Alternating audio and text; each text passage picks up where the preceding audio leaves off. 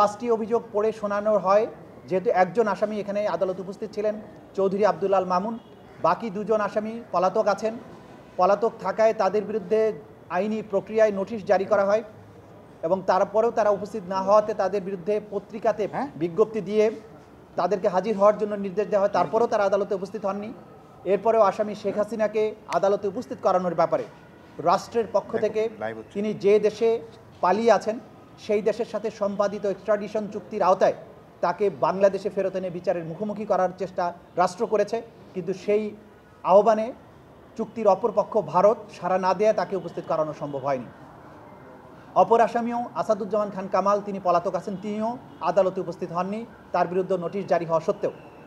তৃতীয় আসামি চৌধুরী আব্দুল আল মামুন সাহেব গ্রেপ্তার হয়ে আদালতে উপস্থিত ছিলেন। তাকে যখন অভিযোগ পড়ে শোনানো হয় এবং আদালত তাকে জিজ্ঞাসা করেন তিনি তাকে যে অভিযুক্ত করা আছে সেই ব্যাপারে তার বক্তব্য কী, তিনি তার দোষ স্বীকার করেছেন এবং তিনি বলেছেন তিনি একজন সাক্ষী হিসাবে এই যে ঘটনাটি মানবতা বিরোধী অপরাধ 2024-এর জুলাই আগস্টে হয়েছিল, সেই অপরাধের সমস্ত কিছু যেহেতু তার জানবার কথা, তিনি সমস্ত তথ্য আদালতকে উদ্ঘাটনের ব্যাপারে সহায়তার মাধ্যমে তিনি অ্যাপ্রুভার হতে চেয়েছেন এবং সেই প্রার্থনাও আদালত মঞ্জুর করেছেন।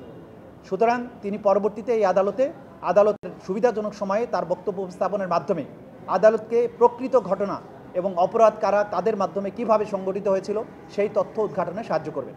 এই ছিল আজকের দিনের প্রসিডিংস। তাহলে কি আজকে থেকে চৌধুরী আব্দুল আল মামুন সাক্ষী হয়ে গেলেন? সাক্ষী হিসাবে গণ্য হবেন, এটাই আদালত বলেছেন এবং পরবর্তীতে যে সময়ে রাজসাক্ষী, এটাকে বাংলায় বললে রাজসাক্ষী, কিন্তু আমাদের আইনে যেটা বলা আছে অ্যাপ্রুভার, সেই হিসাবে তার আবেদন ছিল, সেই হিসাবে তিনি গণ্য হবেন এবং তিনি এখন জেলেই থাকবেন, কিন্তু তাকে তার বক্তব্য গ্রহণের পরে চূড়ান্ত সিদ্ধান্ত আদালত দেবেন।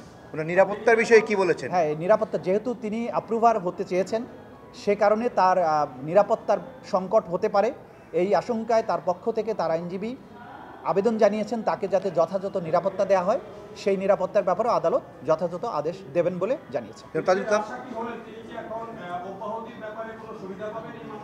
এটা আদালত নির্ধারণ করবেন।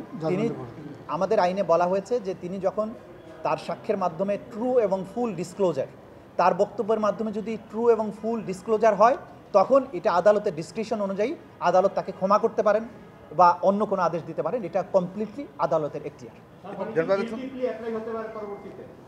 এটা তো হয়ে গেল, থ্যাংক ইউ। আপনি আজকের আদেশটি বলেননি আমাদেরকে, শুধু এই পর্যন্ত এই তো চার্জ গঠন হয়েছে। চার্জ গঠনের পরে আগামী 3রা আগস্ট ওপেনিং স্টেটমেন্টের জন্য এবং 4ঠা আগস্ট প্রথম সাক্ষ্য গ্রহণের জন্য দিন ধার্য করা হয়েছে। একজন সাক্ষী রাজসাক্ষী হয়েছে, সেই বিষয়ে আইনি যে প্রক্রিয়া আছে সেই প্রক্রিয়া আমি আগাবো।